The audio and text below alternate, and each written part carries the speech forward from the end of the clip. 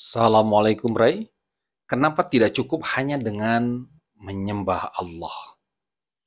Dalam Kamus Besar Bahasa Indonesia disebutkan makna dari kata sembah yang membentuk kata menyembah adalah sebuah pernyataan atau perbuatan yang dilakukan untuk menghormati dan memuja. Proses menyembah ini biasanya diiringi dengan sikap membungkuk, bersimpuh, bahkan bersujud kepada sosok yang disembahnya. Ibadah sholat adalah salah satu bentuk dari ritual menyembah Allah Subhanahu wa Ta'ala. Maka itu, ibadah sholat sering disebut sebagai sembahyang, yang mana berasal dari kata sembah dan hyang, yaitu menyembah yang paling suci dan dihormati.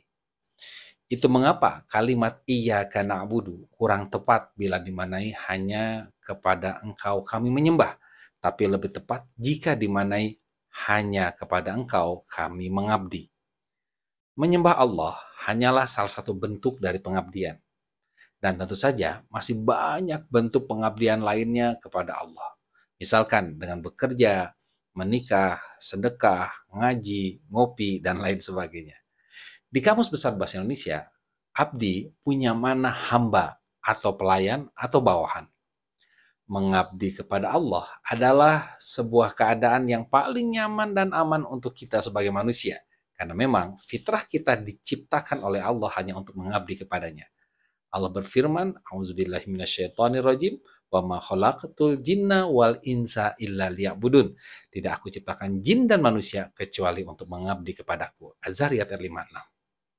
Seseorang yang sudah memiliki mental Abdullah atau mental hamba Allah yang konsisten dan persisten, maka apapun yang dikerjakannya pasti dalam rangka cari perhatian Allah, agar Allah ridho kepadanya, agar dirinya semakin diakui sebagai bawahannya yang patuh utuh. Maka dengan kesadaran itulah, ia terbebaskan dari penderitaan jiwa.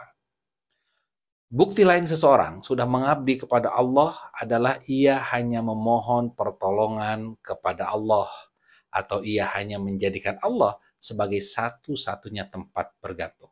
Maka kalimat iyyaka na'budu diiringi dengan kalimat wa iyyaka nasta'in. Hanya kepada engkau kami mengabdi dan hanya kepada engkau kami memohon pertolongan. Ia merasa berdaya karena Allah selalu hadir dalam jiwanya. Ia berdaya karena Allah selalu siap membantunya kapan saja, di mana saja sesuai dengan kehendak Allah. Itulah yang diyakininya. Ia bukan merasa berdaya karena masih banyak saldo di rekeningnya, bukan pula karena masih banyak teman atau saudara yang siap membantunya kapan saja bila dibutuhkan, dan bukan pula karena masih banyak proyek yang sedang dan akan dikerjakannya. Nah, mari kita tanyakan diri kita, apakah kita sudah betul-betul mengabdi kepada Allah? Sudahkah kita betul-betul menjadi hamba Allah?